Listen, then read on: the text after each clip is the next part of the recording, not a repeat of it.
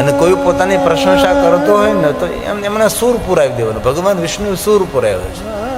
તેની વાતને તોડવી નહીં, તેની વાતનું ખંડન ન કરવું. અને ભગવાન સ્વયં શ્રી હરિ બોલે છે. ભગવાન મહાદેવજી પણ નારદજીને તાત કહ્યા હતા. અહીંયા ભગવાન વિષ્ણુજી પણ નારદજીને તાત કહે છે.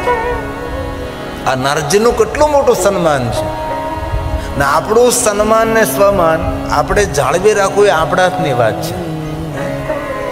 આપણું કોઈ અપમાન ન કરે તેની કાળજી આપણે સ્વયં રાખવાની છે. આપણે કોઈને અપમાન કરવાનો અવસર જ ન આપે. કોઈ પણ પ્રસંગોમાં જઈએ તો એવી જગ્યાએ બેસીએ કે આપણને કોઈ ઊભા ન કરે, અને જ્યાં બેઠા છે ત્યાંથી પણ ઊભા કરીને સારી જગ્યાએ બેસાડે. અને આપણે જે પહેલા પ્રથમ એવી જગ્યાએ બેસી જાય કે કોઈ આપણને બાવડું પકડીને ઊભા કરે, ભાઈ આ તાર નથી બેહવાનું.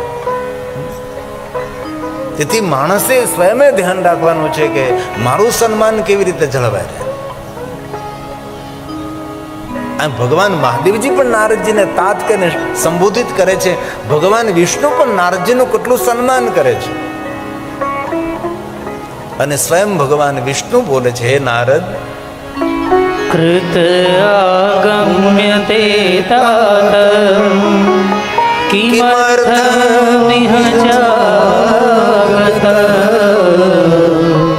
ધન્યસ્તમ મુનિશાર્દુલ તીર્થોહમ તુ તવાગમાન. કેટલી સુંદર વાત કરી છે. તીર્થોહમ તુ તવાગમાન. આમ જેવા તપસ્વીઓનું દર્શન કરવાથી તીર્થજન્ય ફળની પ્રાપ્તિ થાય છે.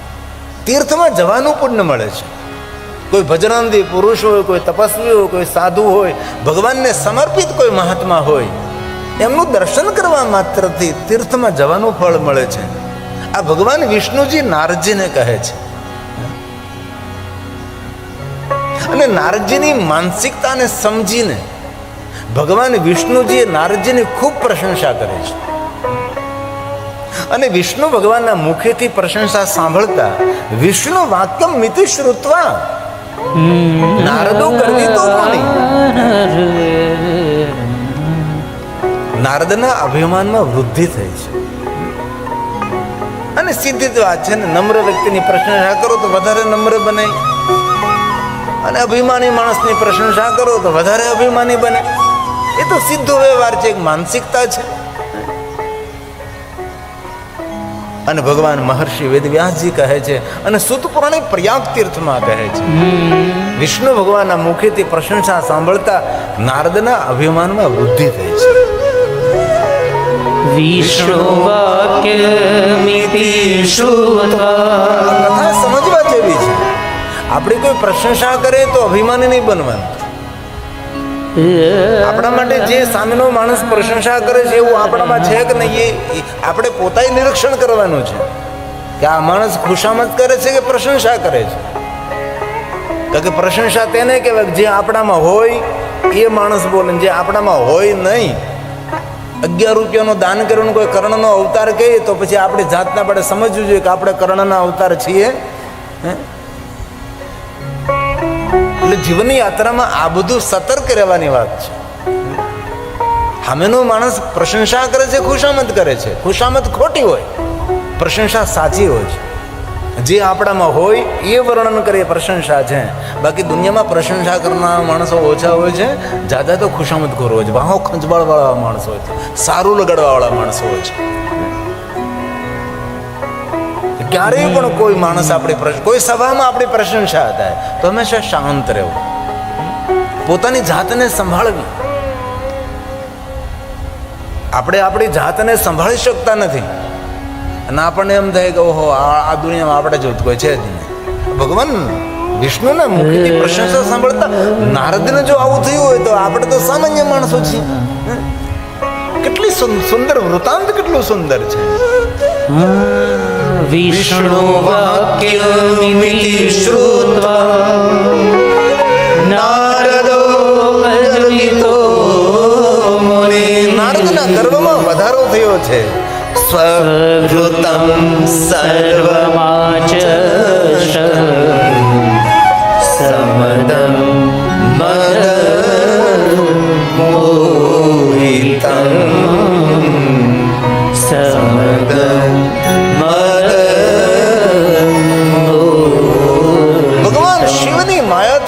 નારદજી મોહિત થયા છે. ભગવાન વિષ્ણુ નારદજીનું અભિમાન જોઈને ભગવાન શિવને પ્રાર્થના કરવા લાગે છે. મહાદેવને કહે છે, મહાદેવ, નારદ જેવો તપસ્વી અભિમાની બનીને ફરે છે.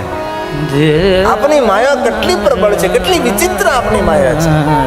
અને ભગવાન મહાદેવની માયાનું નામ છે શાંભવી માયા.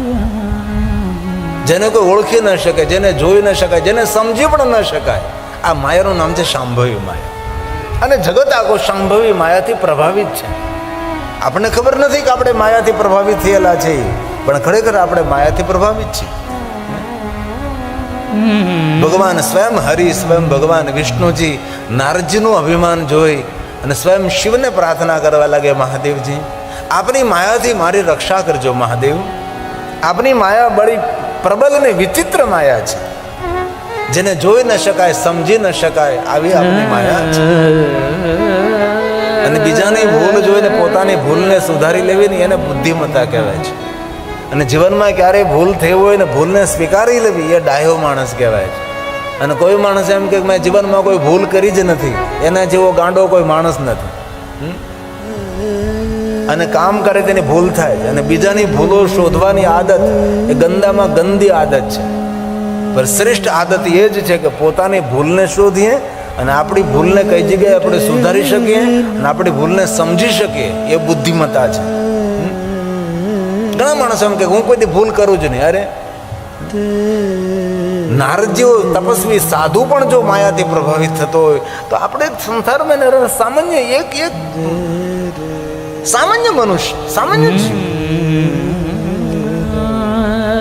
અને ક્યારેય આવી માનસિક સ્થિતિ નિર્માણ થાય ત્યારે ભગવાન શિવને યાદ કરવા.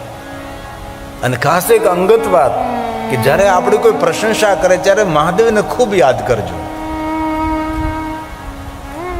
કારણ કે પ્રશંસા પચાવવાનું કામ શિવનું નામ કરે છે. બાકી પ્રશંસા માણસને ડામાડોળ કરી દે, માણસને વિચલિત કરી દે છે. પ્રશંસા માણસને જીવવા જેવું ન રહેવા દે. કોઈને પ્રોત્સાહિત કરવો એ વસ્તુ અલગ છે, કોઈને પ્રોત્સાહન આપવું, પ્રોત્સાહિત કરવો, ઉત્સાહિત કરવો એ વસ્તુ અલગ છે. ઘણી ઘણી સભાઓની અંદર આટલી પ્રશંસા કરી અને એ સભામાં તેને ખાલી કરીને મોકલે. નહીં, એ સમય પોતાની જાતને સંભાળવાની છે. નિંદામાં પોતાની જાતને સંભાળવી સહેલી છે, પણ પ્રશંસા કોઈ કરતો હોય ત્યારે પોતાની જાતને સંભાળી લેવી એ બહુ કઠિન છે. અહીંયા સ્વયં શ્રી હરિ ભગવાન વિષ્ણુજી મહાદેવની સ્તુતિ કરવા લાગે, શંકર ભગવાનને યાદ કરવા લાગે છે. સ્વયં વિષ્ણુ ભગવાન બોલે છે, કેટલું સુંદર માર્ગદર્શન કરે છે. ભગવાનના ચરિત્રો આપણા જીવન ચારિત્રને દિવ્ય બનાવે છે, આપણા જીવનને શ્રેષ્ઠ બને, જીવનનું ઘડતર કરે છે. આ કથા સાંભળવાથી પુણ્ય મળે, જરૂર મળે છે, પણ કથા સાંભળવાથી જીવન જીવવાની પૂંજી મળે છે, જીવન જીવવાની રીત મળે છે. આપણું જીવન કઈ ભાતનું હોવું જોઈએ એ કથા આપણને શીખવે છે. આ કથા તો વારંવાર સાંભળી છે, આપણે ઘણીવાર સાંભળી છે, નિરંતર સાંભળી છે. જે કથા શિવમાં આપણા ગ્રંથમાં કહી છે એ જ કથા રામચરિતમાનસમાં કહે, શ્રીમદ ભાગવત કથામાં કહે. ભગવાનની માયા કેટલી પ્રબળ છે. વિષ્ણુ ભગવાન શિવને યાદ કરે ત્યારે એમ કહે છે કે કોઈ માણસ કાંઈ પણ પ્રકારે ભૂલ કરતો હોય ત્યારે આપણે પણ મહાદેવને યાદ કરો.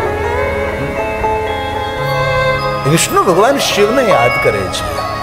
દેવ દેવ મહાદેવ પ્રસિદ્ધ પરમેશ્વર ધન્યસ્ત્વં શિવ ધન્યતે માયા સર્વ વિમોહિતા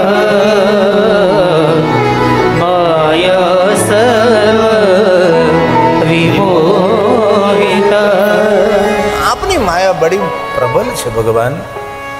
આ વિશ્વમાં કોઈને ન છોડે એવી આપણી ભગવાન માયા છે, બડી પ્રબલ માયા છે. પ્રયાગ તીર્થમાં કથા સાંભળનાર સર્વ ઋષિ મુનિઓ કહેવા લાગે છે, અરે શુદ્ધ પુરાણજી અદ્ભુત કથા છે. નારદજી જો સાધુ ભગવાન શિવને માયાથી પ્રભાવિત બન્યો છે. અને વિષ્ણુ ભગવાન સ્વયં મહાદેવની સ્તુતિ કરવા લાગ્યા છે. જલ્દી જલ્દી આ કથાનું વર્ણન કરો. ત્યારબાદ શું થયું?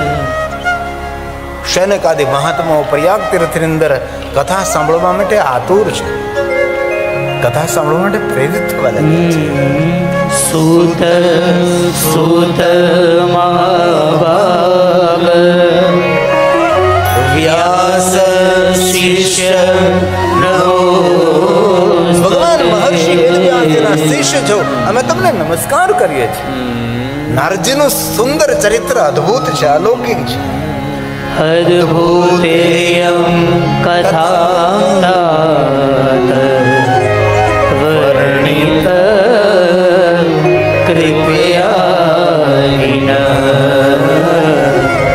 વર્ણિત કૃપયાહીન. કૃપા કરીને આ કથાનું જલ્દી જલ્દી વર્ણન કરો. ત્યારે સુત પુરાણે કહે છે, હે મહાત્માઓ, ભગવાન વિષ્ણુના મુખેથી પ્રશંસા સાંભળતા નારદજી અહંકારપૂર્વક અભિમાનનો ભાર લઈને નારદજી યાત્રાનો પ્રારંભ કરે છે. યાત્રામાં જતા હતા સુંદર માયા નિર્મિત નગરને જુએ છે. આ નગરમાં પ્રવેશ કરે છે. શિલનિધિ રાજા છે, તેમની પુત્રી વિશ્વ મોહિની છે, આખા વિશ્વને મોહિત કરી શકે એવી છે. નારદજી પણ ભગવાનની માયાથી મોહિત થાય છે. નારદજી વિષ્ણુ મોહિનીને પરણવાનો વિચાર કરે છે અને આ નારદજી ભગવાન વિષ્ણુ પાસેથી રૂપની માંગણી કરે છે. નારદજી વિષ્ણુ પાસેથી રૂપ લઈને વિશ્વ મોહિનીને પરણવા જાય છે અને સ્વયંવરનું આયોજન થાય છે. અને એ સમયે ભગવાન વિષ્ણુની પસંદગી વિશ્વ મોહિની કરે છે. નારદજી નારાજ થાય છે અને એ સમયે ભગવાન મહાદેવના ગણો નારદજીનો પરિચય કરાવે છે. નારદજી, વૃથા મદ કરો છો, અભિમાન કરવાનું કોઈ કારણ જ નથી. નારદ, વિશેષ તો અમે તમને કાંઈ ન કહી શકીએ, પણ તમારું મુખ જરા તલ્લી પસું તલાવડીમાં જો. આપણે તો ખાબચિયામાં જ્યાં મોઢું ધોયા, તલ્લી પસું સરોવરમાં નહીં, તલાવડીમાં તમારું મુખ. સ્વમુખમ પશ્ચાત, આપનું મુખ જરા જો, તમે કેટલા સુંદર દેખાવ છો. મહાદેવના ગણો બોલે, શંકર ભગવાનના ગણો નારદજીને કહે છે. જો વાણી વર્તન બદલી જાય છે. હે નારદ મુનિ